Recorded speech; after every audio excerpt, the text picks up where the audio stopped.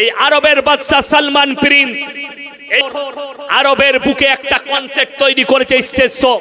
সেই স্টেজ শোয়ে পৃথিবীর 1 নম্বর গায়িকা, তার নাম হচ্ছে শাকিরা, কানাডার গায়িকা। তাকে দিয়ে একটা স্টেজ শো করিয়েছে। একটা স্টেজ শো করতে 2টো না 3টে গান করে ড্যান্স করেছে। 25 থেকে 30 কোটি টাকা নিয়েছে ভারতের মুদ্রায়। জোরে বলুন নাউজুবিল্লাহ। আপনারা বলুন, আমখোরের বেরেনে নেই যে আমি 30 কোটি টাকা দিয়ে একটা স্টেজ শো করছি। এই টাকাটা যদি ওই মাজলুম আর নিরীহ মুসলমানের জন্য যদি আমি দিতাম, তারা হয় কিনতে পারত, তারা খাবার নিতে পারত, তারা ওষুধ নিতে পারত। কিন্তু হাইরে মুসলমান বুঝাবে কে? এটা কিয়ামতের আলামত যে এরা দিন থেকে সরে যাবে। কিয়ামত কাছে এটা মাথায় ঢুকিয়ে এলেন। একটা ভারতবর্ষ হিন্দুস্তান, সেই দেশের প্রধানমন্ত্রীর ব্রেনে ঢুকলো যে ওই নিরীহ মানুষগুলোকে যেটুকু হোক খাবার পাঠিয়েছে। কিন্তু এই হাওলাদ সালমান প্রিন্স এর বিরুদ্ধে যে কথা বলে, এ হাসিনার মতো তাকে জেলের কুঠরিতে ভরে দেয়। এই সালমান প্রিন্সের বিরুদ্ধে যে ইমাম বক্তব্য দেয়, খুতবা দেয়, তাকে জেলের কুঠরিতে ভরে দেয়। এখনো আরবের জেলের কুঠরিতে বহু হক্কানি আলেম ঢুকে আছে। এটা আপনারা সকলে জানেন না, যারা তার বিরুদ্ধে খুতবা দিয়েছে যে এটা ইসলামে হারাম, এটা ইসলামে না জায়েজ, এটা ইসলাম শরিয়াতে চলবে না। আপনারা জানেন এই হারামখোর মক্কার বুকে ভদ্র ফিল্মের হল খুলেছে, হল। নাউজুবিল্লাহ বলে কিয়ামতের আলামত এটা। মক্কার বুকে আরব দুনিয়ায় ভদ্র পদালয় খুলেছে। জানেন এরা কার অনুসারী? এরা হচ্ছে সৌদি নাসারাদের অনুসারী। বড় কষ্ট লাগে। আল্লাহর হাবিব সাল্লাল্লাহু আলাইহি সাল্লাম মদিনায় শুয়ে আছেন, তিনি কষ্ট পাবেন।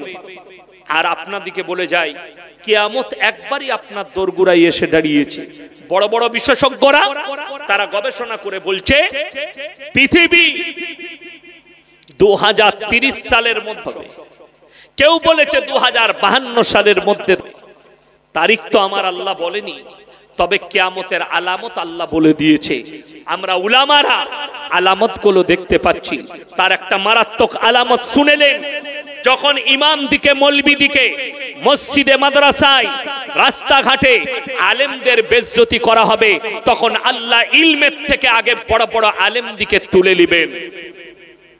কিয়ামতের আলামতের মধ্যে একটা আলামত, বড় বড় আলেম দিকে তুলবেন, তারপরে আল্লাহ ইলমকে তুলে নেবেন।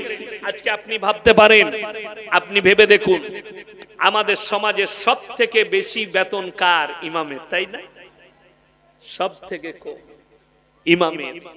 রাগ করেন না, আমি কালকের জলসাই যেখানে ছিলাম, জায়গাটা হচ্ছে ওই মহিষাদল, মহিষাদল ওইটা থানা নয়, মহিষাদলের কাছে কোন গ্রাম? রামবাগ, রামবাগ আছে না, ওখানে ছিলাম। তো সেখানে আমি একা ছিলাম না, 4খানা বক্তা ছিল। কটা? 4টা। সারা রাতের জলসা। আমি প্রথমে চেপেছি। আমার আগে একজন আব্দুল্লাহ জুবের বলে বক্তা ছিল 24 পরগনার, তারপরে আমি, তারপরে বাংলাদেশের, তারপরে মালদার একটা বক্তা। 4খানা বক্তা, 4টা বক্তায় 4 কোটি 80,000 টাকা। কত বললাম? 80,000 টাকা। প্যান্ডেল এর থেকেও মারাত্মক প্যান্ডেল। প্যান্ডেল 1,80,000।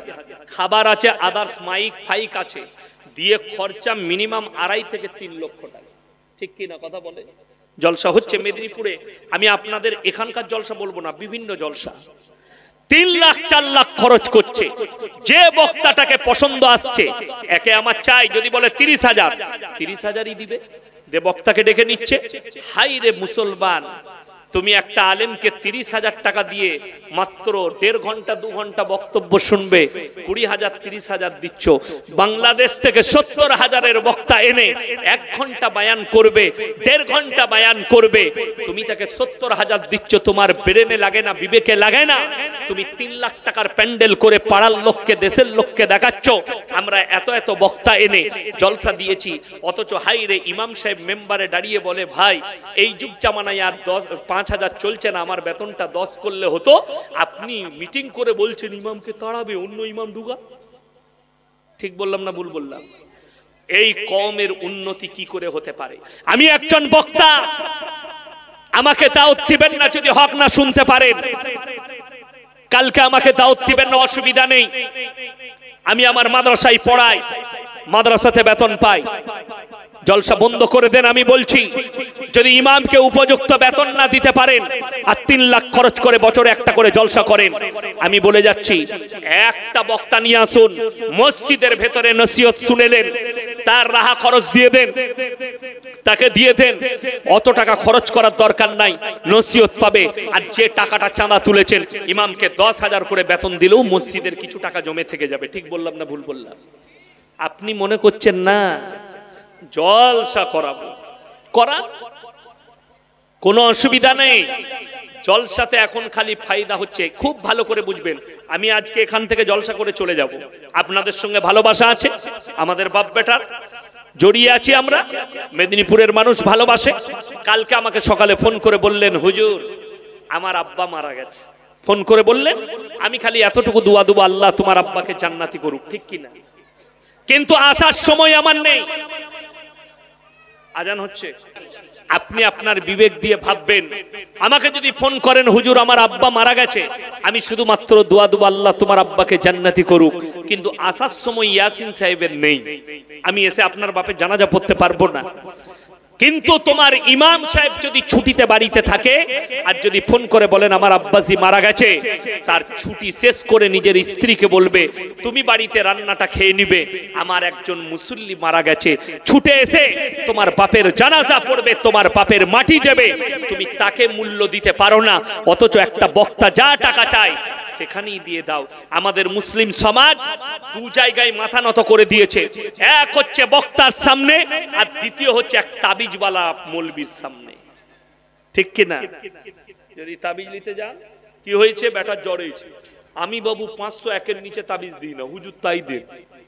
আবার তার কমে যদি হুজুররা তাবিজ দেয়, তা আবার অনেক মেয়েরা বলে এ হুজুর বেশ, যদি বলে এলাও কাজ হবে না, ফ্রি পয়সা তাবিজে কাজ হয়, ও ভালো করে দেয়নি।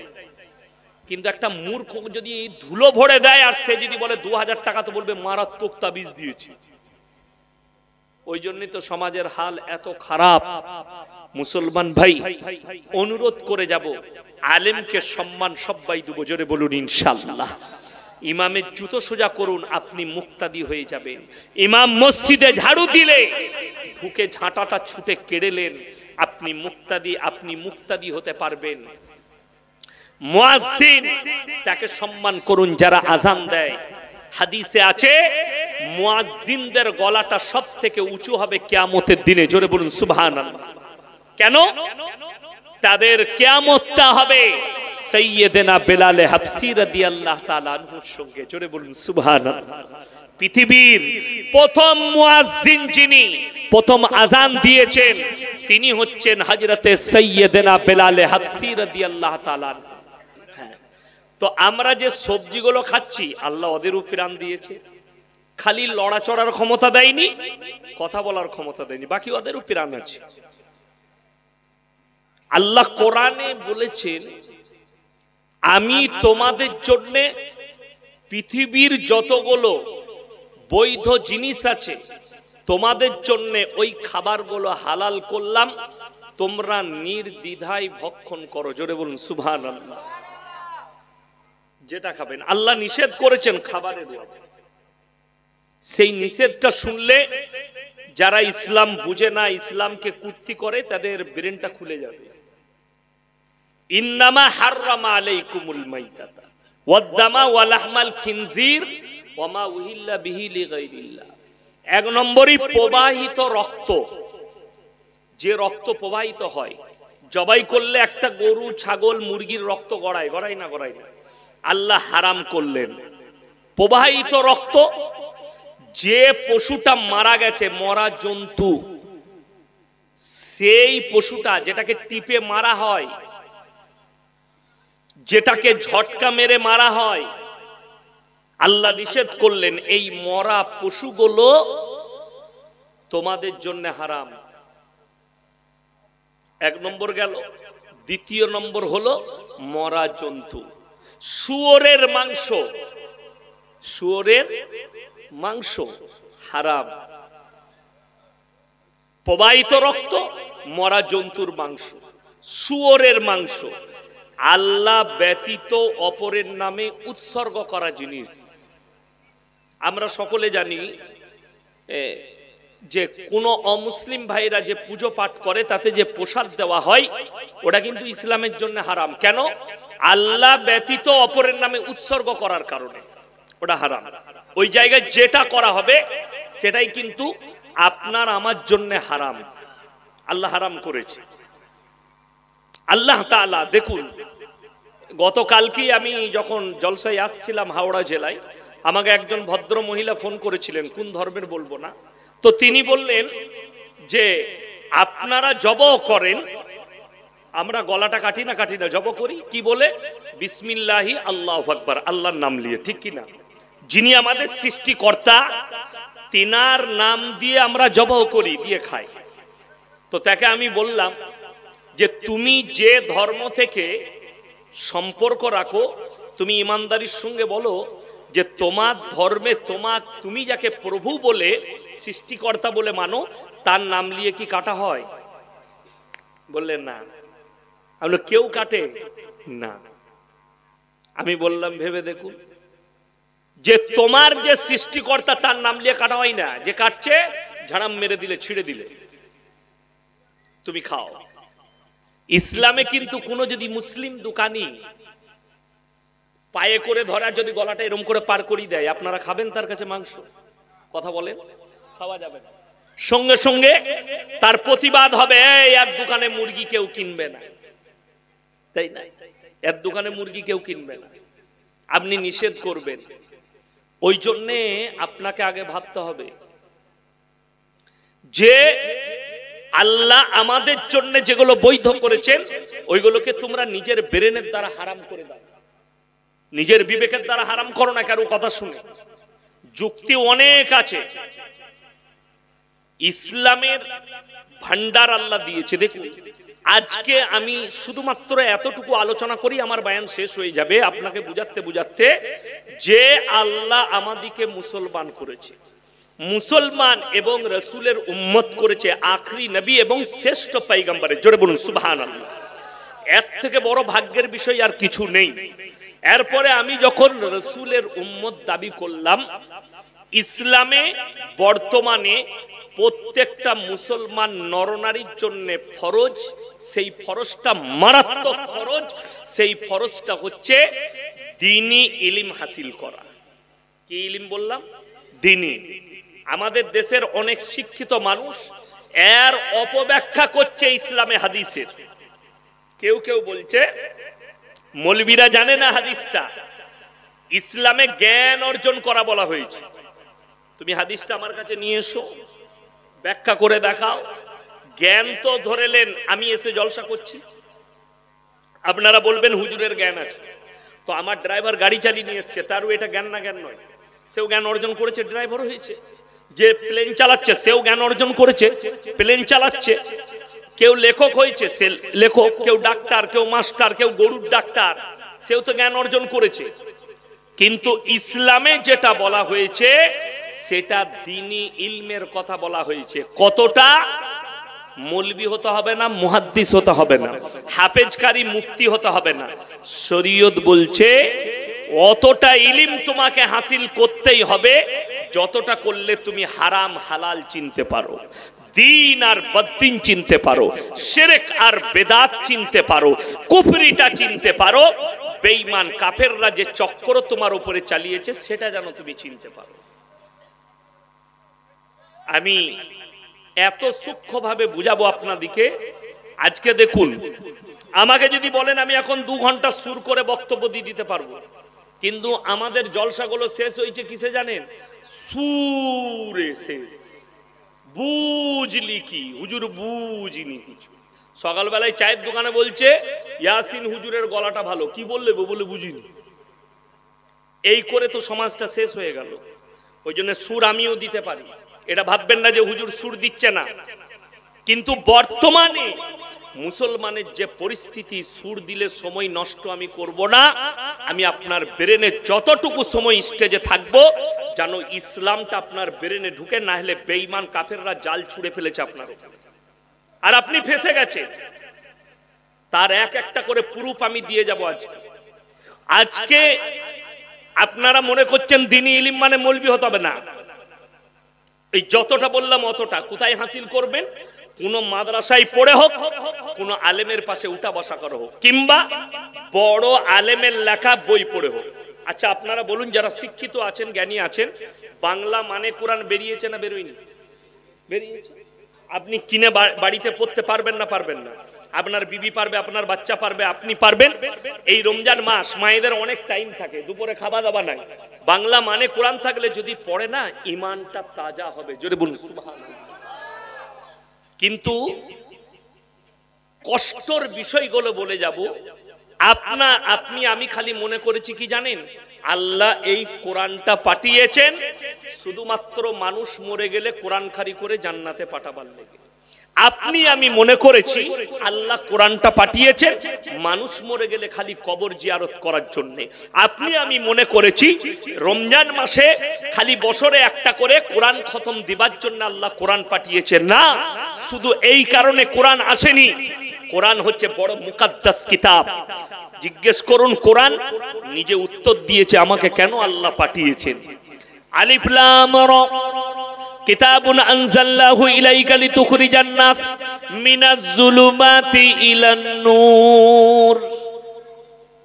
হে পৃথিবীর মানুষ, আল্লাহ আমাকে পাঠিয়েছে পৃথিবীর বুকে অন্ধকার জগৎ থেকে মানুষকে আলোর পথটা দেখাবার জন্য। জোরে বলুন সুবহানাল্লাহ।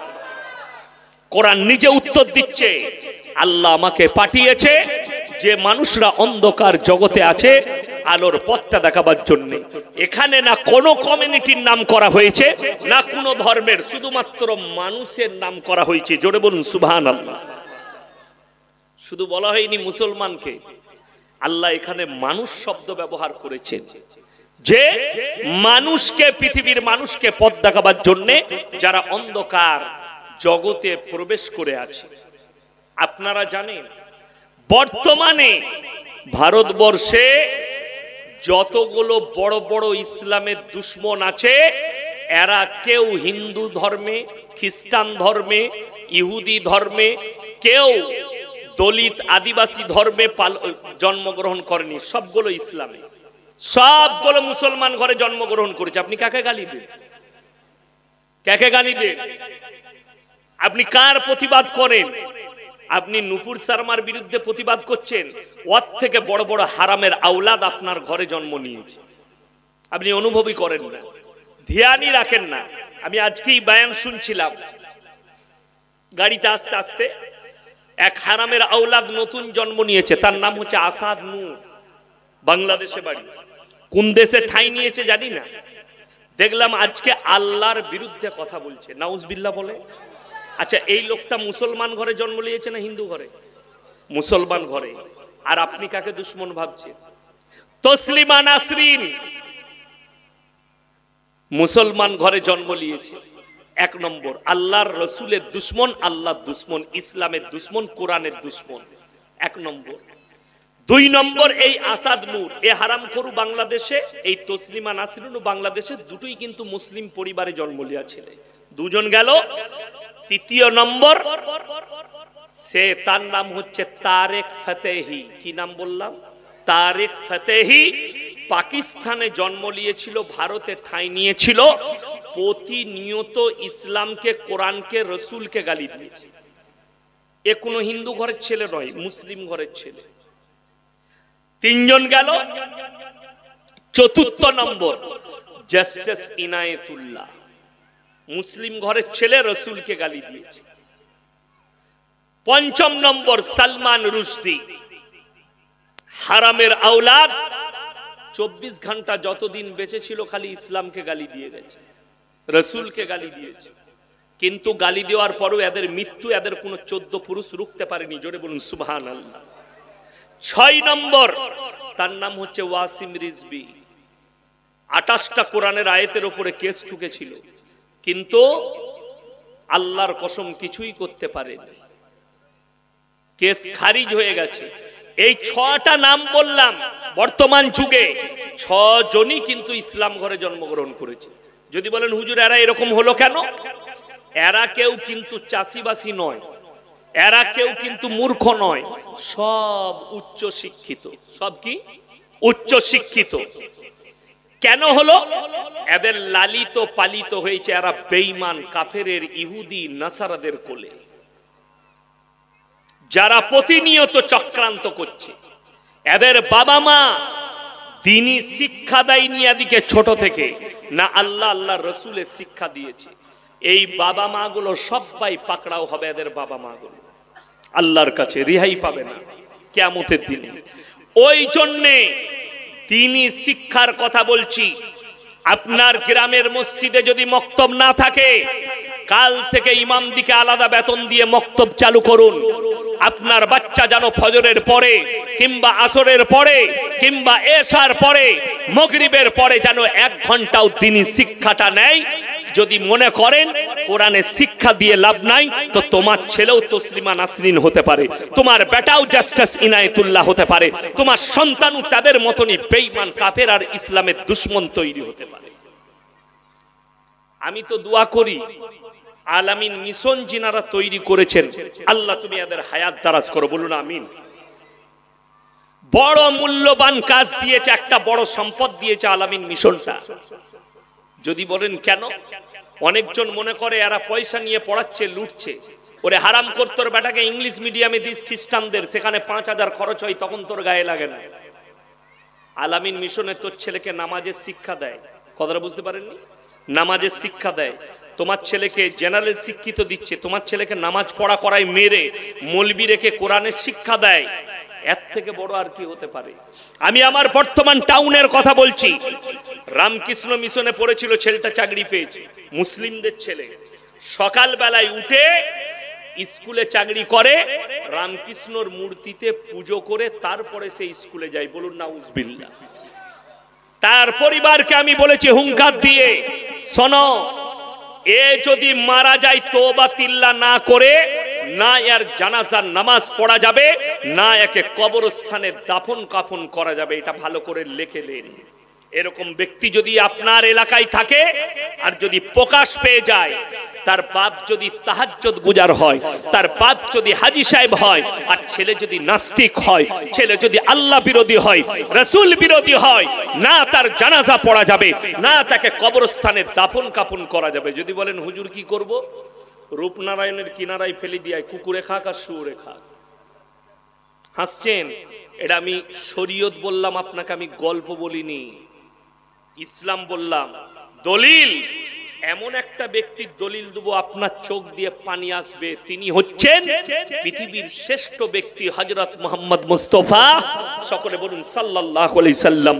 যারা মনে মনে ভাবছেন আমার ছেলে বেঈমানি করে জীবন কাটিয়েছে, কুফরি করে জীবন কাটিয়েছে, শিরকের ওপরে জীবন কাটিয়েছে, বেঈমান কুফরির ওপরে জীবন কাটিয়েছে, অবশ্যই ধর্মে বিশ্বাসী নয়।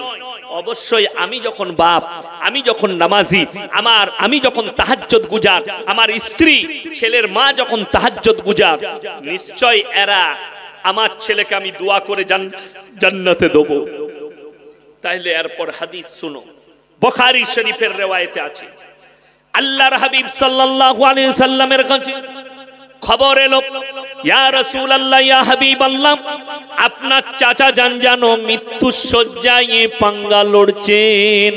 নবীজি ছুটে গেলেন, হাত দুটো ধরে বললেন, হে আমার চাচা, একবার খালি কলমাটা পড়ে নিন, আমি আল্লাহর কাছে কেঁদে কেঁদে আপনার জন্য ক্ষমা চাইবো।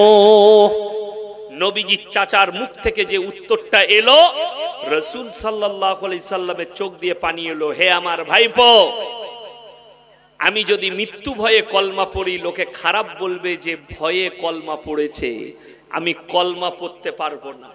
এই কথা যখন বেরিয়ে এলো, আমার আল্লাহ রাসূলের কাছে আয়াত পাঠালেন। জোরে একবার বলুন সুবহানাল্লাহ। আপনি অবাক হবেন, এটা ইয়াসিন নয়, আমি আমার বাপের গল্প বলিনি, পৃথিবীর কিয়ামতের সকাল পর্যন্ত শুরু থেকে শ্রেষ্ঠ ব্যক্তির কথা বলছি, শ্রেষ্ঠ পয়গম্বরের কথা বলছি। আল্লাহ পাঠালেন, ইন্নাকা লা তাহদি মান আহবাবতা ওয়ালাকিন্নাল্লাহা ইয়াহদি মান ইয়াশা। হে আমার বিশ্বনবী, হিদায়েতের মালিক হচ্ছি একমাত্র আমি আল্লাহ। আমার ইচ্ছা নেই, তাই তোমার চাচা কলমা পড়তে পারবে না। রাসূলের চোখ দিয়ে পানি, চাচা যান চলে গেলেন। পরের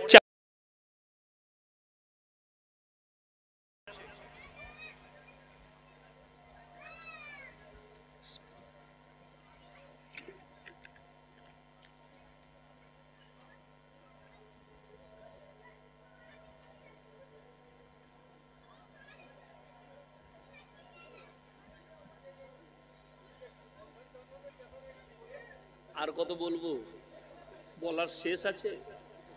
ইমামের বেতন দিতে পারে না, বন্ধন রূপ।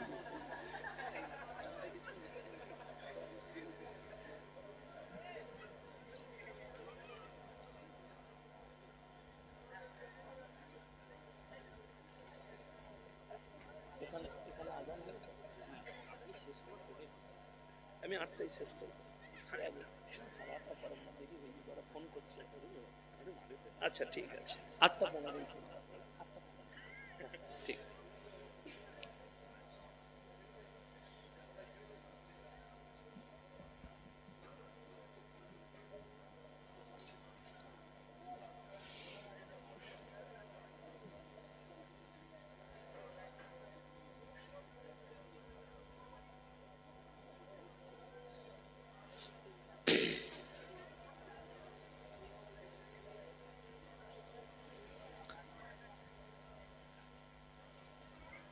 সবাই একবার দরুদ শরীফ পড়ুন। আল্লাহুম্মা সাল্লি আলা মুহাম্মাদিন ওয়া আলা আলি মুহাম্মাদ কামা সাল্লাইতা আলা ইব্রাহিম ওয়া আলা আলি ইব্রাহিম ইন্নাকা হামিদুম মাজিদ।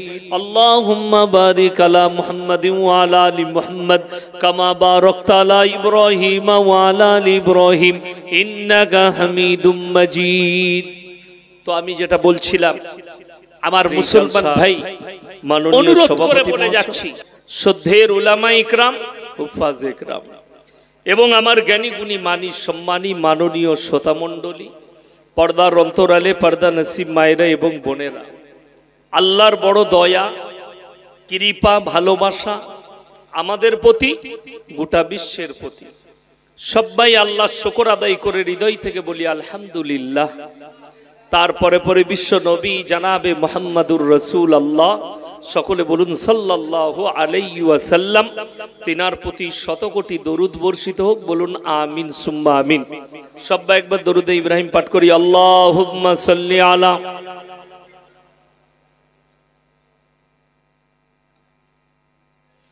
ওয়া আলা আলি সাইয়্যিদিনা ওয়া শাফিয়ানা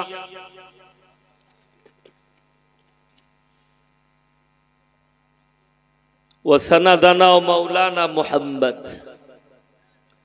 গুটি কয়েক কথা আলোচনা করব, আমরা সকলে আমল করব, বলুন ইনশাআল্লাহ। 1 নম্বর, পৃথিবীতে আল্লাহর যতগুলো আমরা সৃষ্টি দেখতে পাচ্ছি বর্তমানে, সব থেকে সমস্ত সৃষ্টির মধ্যে উত্তম রূপে আল্লাহ কিন্তু মানুষকে সৃষ্টি করেছেন। জোরে বলুন সুবহানাল্লাহ। আল্লাযী আহসানা কুল্লা শাইইন খালকাহু আবদা খালকাল ইনসানি মিন তিন। আমি মানুষকে কাদামাটি দিয়ে এবং পৃথিবীর উত্তম সৃষ্টি করেছি। পৃথিবীতে যা কিছু প্রকৃতিকে দেখতে পাচ্ছেন, যত মখলুক আছে, ইনসান ছাড়া, মানুষ ছাড়া, কেউ কেউ বলেছেন 18,000 মখলুকা, ওটার কম আর বেশি ধরেলেন। আল্লাহ 1 লাখ মখলুক সৃষ্টি করুন, আর 10 লাখ আর 18 লাখ হোক আর 18,000 হোক, যত মখলুক আছে সমস্ত মখলুককে একটা মখলুকের জন্য আল্লাহ সৃষ্টি করেছেন, সেটা হচ্ছে মানুষের জন্য। জোরে বলুন সুবহানাল্লাহ। মানুষের জন্য আল্লাহ সৃষ্টি করেছে। আমি আজকেই একটা প্রতিবেদন দেখছিলাম, কোন একজন জ্ঞানী মানুষের, তিনি বলছেন যারা প্রাণ মারে খায়, আমরা মাছ খাই, খাই না খাই না, মানুষ মাছ খায়, মাছ খায়, মাংস খায়, গরুর মাংস, মুরগির মাংস ইত্যাদি ইত্যাদি আল্লাহ যা খাবার হালাল করেছে আমরা খাই। তো তিনি বলছিলেন প্রাণ মেরে কেন খাবে এত কিছু খাবার থাকতে? ইমানদারির সঙ্গে বলবেন এই যে গাছগুলো দেখতে পাচ্ছি এদের প্রাণ আছে না? না, এটা কিন্তু বিজ্ঞান বলছে প্রাণ আছে। প্রাণ আছে?